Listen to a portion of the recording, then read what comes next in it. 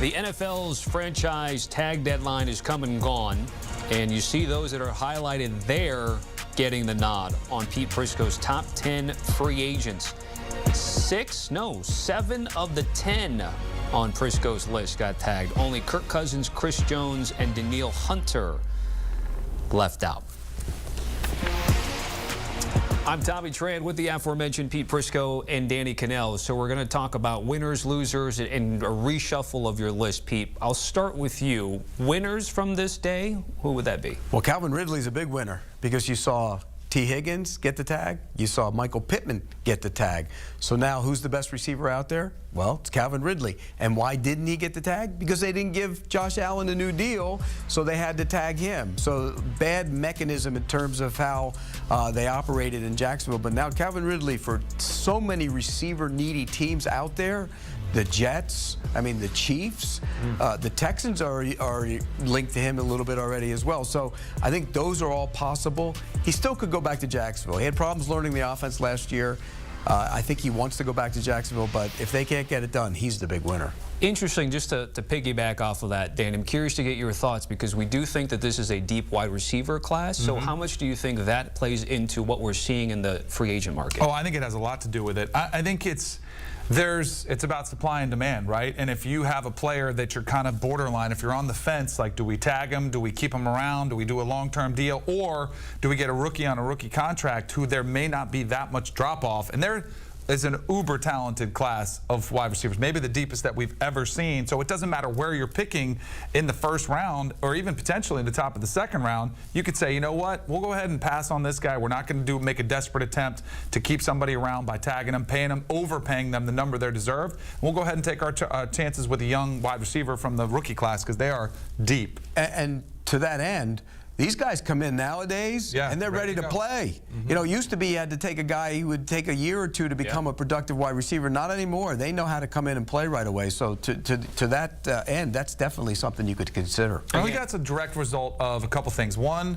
kids are playing football year-round now. 7-on-7 leagues are year-round. The other thing is there used to be a philosophy from the NFL where they look down on college offenses. They would say, we're not going to do what they do. That's college. That's amateur hour. Now they're starting to actually pull schemes from the college game and implement them in the NFL. So from a receiver standpoint or a quarterback, from that standpoint, you come into the league, you're running concepts that you've already been running probably since high school when you're playing in the summer in 7-on-7, then you're doing them in college. So you step in with a mentality of, hey, I'm not overwhelmed at all from the playbook. I'm ready to make these adjustments. I've seen these concepts, and they're ready to go from day one. Just don't see the defenses. That's right, exactly. I don't see those. Yeah. How about your winners?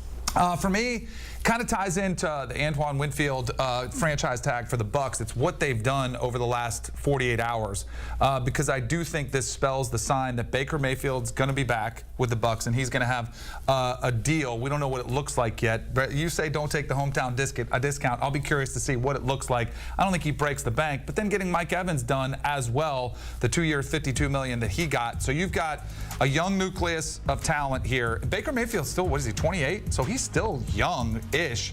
Mike Evans is a 10-year vet. I sound like he's got plenty of tread on the tires. And then Winfield on the defensive side of the ball, one of the better safeties in the game. So I think this is a kind of an organization that wasn't that long ago looked like it was going to be complete rebuild after Tom Brady. At the beginning of this season, we didn't know who the quarterback was going to be.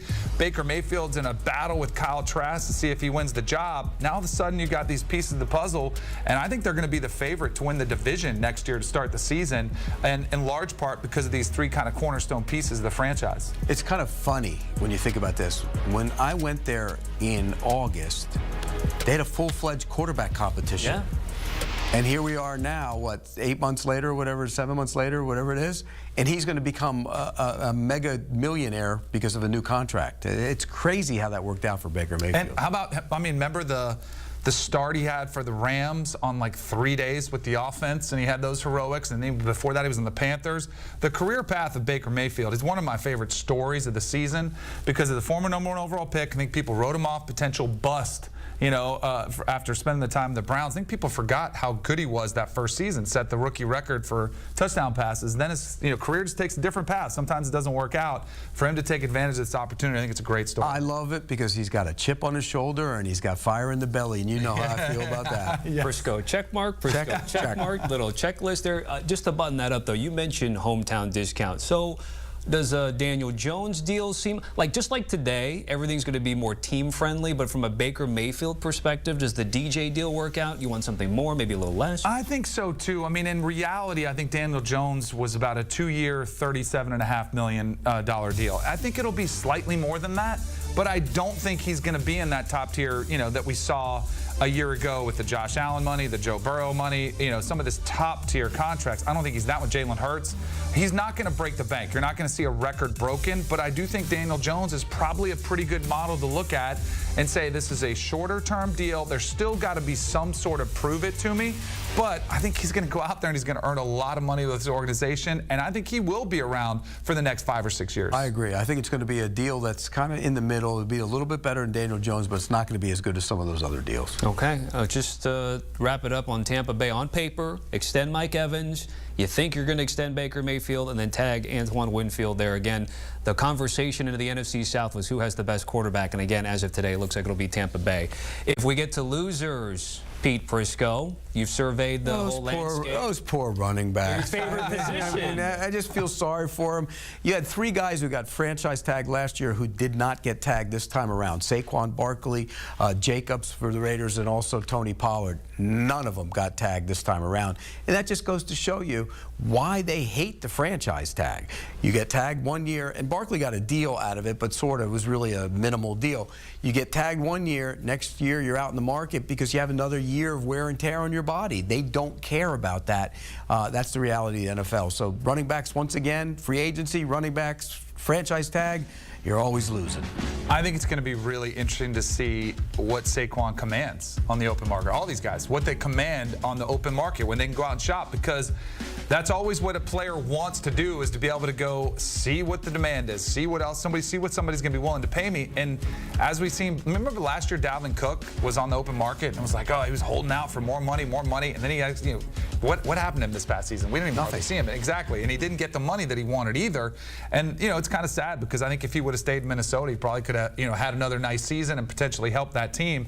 But I totally agree with you. I mean, the running backs continue to lose in the overall landscape in the NFL, and it makes sense when you look at teams that have success with guys that are really good that you can find in the 2nd, 3rd, 4th round. So there, we talked about the receivers earlier. The running backs, you can go out and find some really good ones in the 2nd, 3rd round, plug them in, and you're not going to miss that much. Even as good as you view some of these backs, it's just not that much drop-off.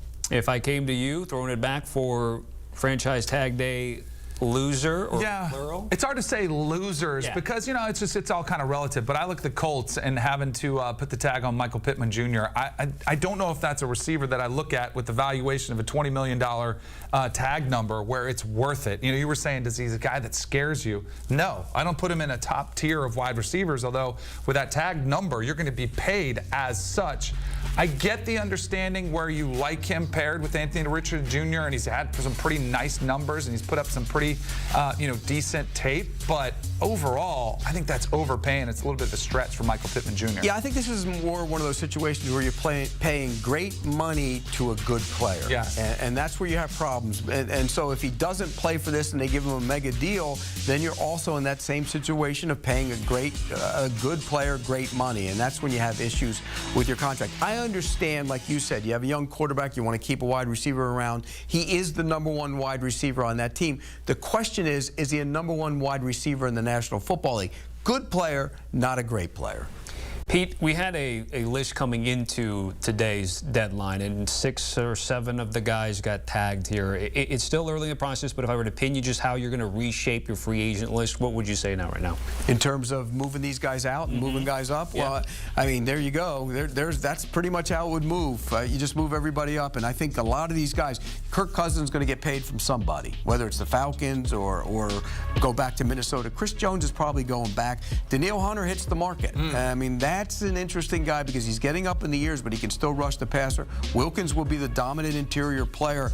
And then you go, Onwenu, the guard from the Patriots, that guy's going to get paid. There's a shortage of good offensive linemen in the NFL. It wouldn't shock me to see him go early in free agency, maybe ahead of where most people think he will. Christian Wilkins, another name. I think he's going to get paid massively. And it might just be one of those ones where the Dolphins had spent so much money over the last couple off seasons, bringing in Tyreek Hill, Teron Armstead, Jalen Ramsey. Like, they've paid a lot of guys a lot of money. They're committed. And they still have to pay Tua. So that might just be, it's a salary cap casualty. And that can be the benefit of another team out there that's willing to pony up and pay Christian Wilkins. Could be a stud on the interior line for you. All right, great stuff. Pete Prisco and Danny Kanell dropping the knowledge here on CBS Sports HQ. Again, taking a look at the important dates across the NFL, free agency, those owner meetings, and boy, the draft coming up faster than we think. April 25th to the 27th. Franchise tag, you're it or you're not it. It's already come and gone.